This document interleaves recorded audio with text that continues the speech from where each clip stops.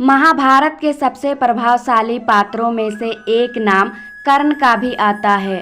कौरवों की तरफ से पांडवों के विरुद्ध युद्ध करने के बाद भी कर्ण का सम्मान कम नहीं होता है। महाभारत में कर्ण अपनी प्रतिभा और गुणों के आधार पर एक श्रेष्ठ व्यक्ति के तौर पर उभर कर आते हैं। प्रतिभाशाली और शक्तिशाली होने के बाद भी कर्ण को कई अवसरों पर अपमान सहन करना पड़ा। कर्ण की शक्ति को भगवान श्री कृष्ण अच्छी तरह से जानते थे। वे यह भी जानते थे कि यदि कर्ण पर काबू न पाया गया तो महाभारत के युद्ध में पांडव पराजित हो सकते हैं। कुंती ने की कर्ण से विनती। कर्ण जानते थे कि कुंती ही उनकी माता है, इस कारण कर्ण के मन में सदैव माँ के लिए आदर था। इस बात को कुंती भी जानती थी। महाभारत का युद्ध आरंभ होने से पहले कुंती कर्ण से मिलने जाती है और कर्ण से कहती है कि वे पांडवों की तरफ से युद्ध करें। कुंती कर्ण को कई बार कहते हैं, लेकिन कर्ण साफ इनकार कर देते हैं। वे कहते हैं कि वह दुर्योधन के साथ विश्वासघात नहीं कर सकते हैं।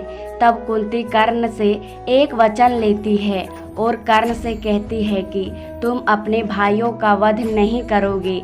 इस पर कर्ण माता कुंती को वचन देते हैं कि माँ, आपके आशीर्वाद से आज तक कर्ण के यहाँ से कोई खाली हाथ नहीं गया है और फिर आप तो मेरी माँ है, इसीलिए मैं वचन देता हूँ कि अर्जुन के अतिरिक्त किसी पर भी अस्त्र शस्त्र का प्रयोग नहीं करूँगा।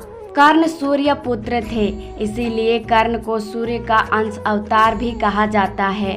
सूर्य पुत्र होने के कारण कर्ण के पास सूर्य के दिए हुए कवच और कुंडल थे, जिनके रहते कर्ण को कोई भी मार नहीं सकता था। महाभारत के युद्ध में कर्ण दुर्योधन की तरफ से थे। भगवान कृष्ण जानते थे कि कर्ण के रहते पांडव कभी भी कौरव से नहीं जीत सकते। इस पर भगवान श्री कृष्ण ने कर्ण के कवच और कुंडल प्राप्त करने की एक योजना बनाई। इसके लिए इंद्र को भेष बदलकर कर्ण के पास भेज दिया। कर्ण वीर होने के साथ साथ दानवीर भी थे। कर्ण के द्वार से कोई भी व्यक्ति खाली हाथ नहीं जाता था। इंद्र को साधु के भेष में देखकर कर्ण ने उनसे उनकी इच्छा पूछी। तब इंद्र ने कर्ण से दान मांगने से पहले वचन मांगा। कर्ण ने भी वचन दे दिया कि जो मांगेंगे वह दान में दिया जाएगा। वचन मिलते ही इंद्र ने कर्ण से कवच और कुंडल दान में मांग लिए। इस बात को सुनकर कर्ण विचलित नहीं हुए और एक पल में ही असहनीय दर्द को सहते हुए अपने शरीर से कवच और कुंडल निकालकर इंद्र को सौंप दिए। कवच और कुंडल लेकर इंद्र जब भागने लगे तो थोड़ी दूर चलने के बाद ही उनका रथ जमीन में धंस गया और तभी आकाशवाणी हुई कि इंद्र, तुमने यह बहुत बड़ा पाप किया है, कर्ण के साथ छल किया है। यह रथ अब आगे नहीं बढ़ेगा और तुमको भी इसकी सजा मिलेगी। इतना सुनते ही इंद्र भयभीत हो गए। इंद्र ने हाथ जोड़कर विनती की और इससे बचने का उपाय पूछा।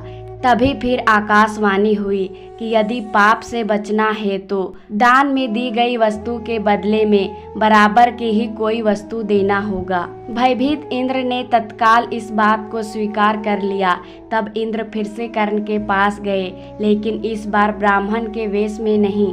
कर्ण ने उन्हें आता देखकर बड़ी विनम्रता से पूछा, देवराज आदेश करिए और क्या चाहिए। इस बात से इंद्र ने अपने आप को बहुत लज्जित महसूस किया और आकाशवाणी के बारे में बताया और अपनी वज्र रूपी शक्ति कर्ण को प्रदान की। इंद्र ने कर्ण को बताया कि इसके प्रहार से कोई भी जीवित नहीं बच सकेगा, लेकिन इसे एक बार ही प्रयोग में लाया जा सकेगा। इतना कहकर इंद्र वहां से वापस आ गए।